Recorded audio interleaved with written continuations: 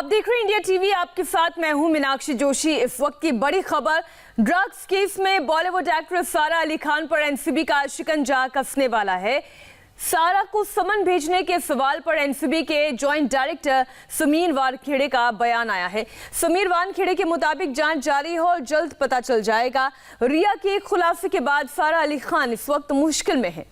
रिया ने एनसीबी पूछताछ में बताया था कि सारा अली खान ने उनके और सुशांत के साथ ड्रग्स ली थी। इस वक्त की बड़ी खबर, समीर वानखेड़े का बयान सुनिए।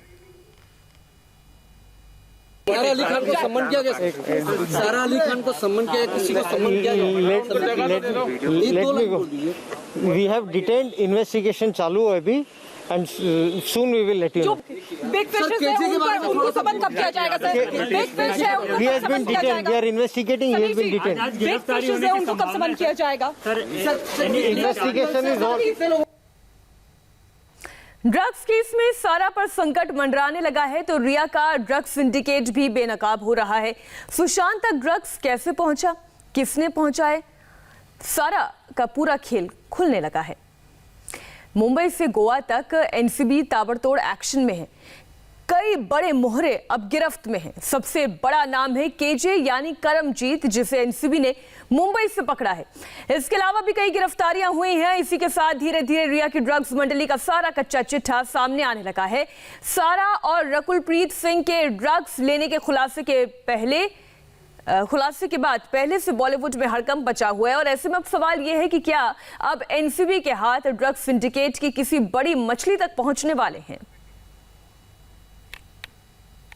सबसे पहले आपको रिया की ड्रग्स मंडली पर 4 खुलासे बताते हैं, 4 बड़ी खबरें बताते हैं। इनमें एनसीबी को सबसे बड़ी कामयाबी मिली है ड्रग पेडलर करमजीत उर्फ केजे की गिरफ्तारी से। केजे के अलावा मुंबई और गोवा से मिलाकर 4 से 5 ड्रग पेडलर को एनसीबी ने पकड़ा है। एनसीबी की इस ड्रग रेड में भारी मात्रा में चरस और गांजा बरामद किया गया है। एनसीबी का यह एक्शन ड्रग पेडलर अनुज केशवानी की निशानदेही पर हुआ है।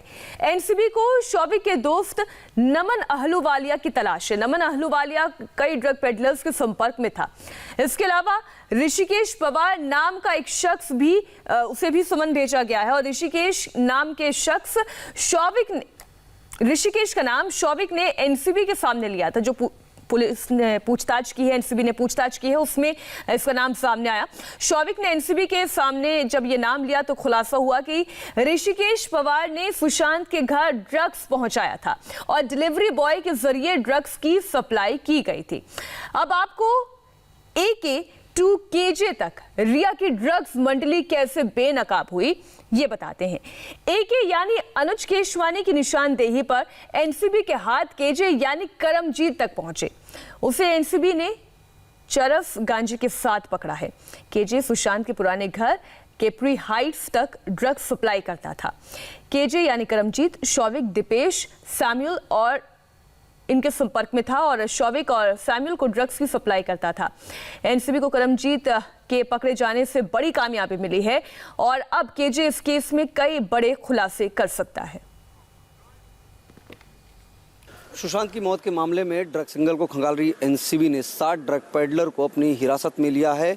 दरअसल शनिवार को एनसीबी ने अनुज केशवानी की निशानदेही पर मुंबई से लेकर गोवा तक अलग अलग ठिकानों पर रेड की और बड़े पैमाने पर चरस, गांजा, LSD और हशीश तक बरामद किए। साथ ही साथ 60 ड्रग पेडलर को भी हिरासत में लिया। दरअसल इन सभी 60 ड्रग पेडलर में करमजीत नाम का वो ड्रग पेडलर भी है जो सीधे तौर पर शौविक चक्रवर्ती और मिरांडा के संपर्क में था। चूंकि शौविक चक्रवर्ती और मिरांडा ने एनसीबी को यह बयान दिया है कि वो इन करमजीत से ही ड्रग्स लेते थे और उसके बाद में सुशांत के लिए वो इस पूरे मामले में ड्रग्स को परचेस करते थे। ऐसे में करमजीत का बयान आने वाले समय में बहुत मायने रखता है। और एनसीबी ने साथ ही साथ इस बात की भी पुष्टि की है कि सारा अली खान और रकुलप्रीत का नाम जो सामने आया है, जो रिया चक्रवर्ती के 20 पन्नों के बयान में, उस पूरे मामले में भी तफ्तीश की जा रही है। इस वक्त एनसीबी दफ्तर से हमारे साथ अभय पराशर और राजीव सिंह जुड़ गए हैं और साथ ही हमारी सहयोगी नम्रता दुबे इस वक्त गेस्ट हाउस से जुड़ी हुई हैं जहां पर सीबीआई पूछताछ करी। सबसे पहले अभय आप ये जानकारी दें कि किस किस को समन भेजा जा सकता है, किन किन से पूछताछ हो सकती है और ये समन कब भेजा जाएगा? देखिए बिल्कुल मीनाक्षी, मंगलवार से जो है ये पूरा का पूरा एक्शन जो है वो मुंबई में एनसीबी दफ्तर में शुरू हो जाएगा।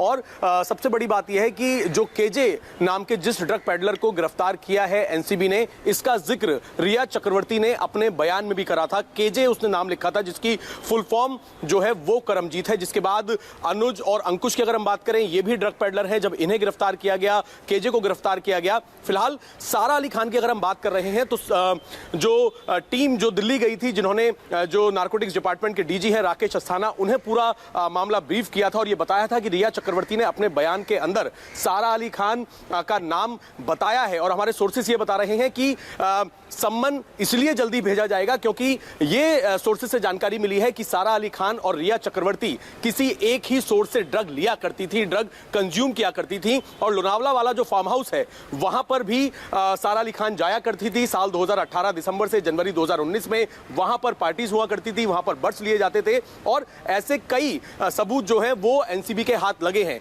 इसी वजह से सोमवार शाम को जो एनसीबी ऑप्स के जो डिप्टी डायरेक्टर हैं केपीएस मल्होत्रा, वो मुंबई पहुंच जाएंगे और मुंबई पहुंचने के बाद मंगलवार से ये जो एनसीबी का दफ्तर है मुंबई में, यहां पर जो तमाम कागजी कार्रवाई है वो शुरू कर दी जाएगी। और आने वाला ये जो मैं दोबारा आपका रुख करूंगी।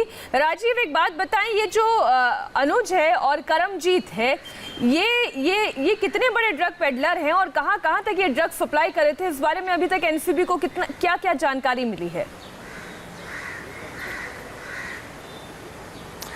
देखिए, सीधे तौर पर अभी तक इनके तार कहां तक जुड़े हैं, कितने बड़े स्तर पर इन्होंने अपना पूरा साम्राज्य फैला कर रखा है, इसके बारे में तो एनसीबी अधिकारी खुलकर नहीं बात कर रहे हैं। लेकिन एक बात तो पूरी तरह से साफ है कि इन्होंने अपना एक पूरा ड्रग्स का साम्राज्य बनाया हुआ था और इनके इस ड्रग के साम्राज्य में इनके जो कह सकते हैं इनके जो कस्टमर हुआ करते थे, रिया चक्रवर्ती जैसी, सारा अली खान जैसे, रकुल प्रीत जैसे बड़े बड़े अभिनेत्री, फिल्म इंडस्ट्री के तमाम ऐसे बड़े बड़े नाम इनसे जुड़े हुए थे। तो जाहिर बात है कि जो इतने बड़े सर्कल में ड्रग्स सप्लाई किया करता था, निश्चित तौर पर कहीं ना कहीं उसका साम्राज्य जो है वो सिर्फ मुंबई तक सीमित नहीं था, बल्कि मुंबई के अलावा और कई बड़े शहरों में भी, यहां तक कि गोवा में भी जब एनसीबी ने कल रेड की, वहां से भी कोस्टा नाम के एक ड्रग पेडलर को हिरासत में लिया गया है। अब एनसीबी इस बात को खंगालने में जुटी हुई है कि आखिर इनके तार कहां तक जुड़े हुए थे, ये किसके पास से ड्रग लेकर आते थे। और सोचने वाली बात इसमें यह है कि ये पूरा मसला सुशांत सिंह राजपूत की डेथ मिस्ट्री से शुरू हुआ और धीरे धीरे जांच आगे बढ़ती चली गई और परत दर परत उधरती चली गई।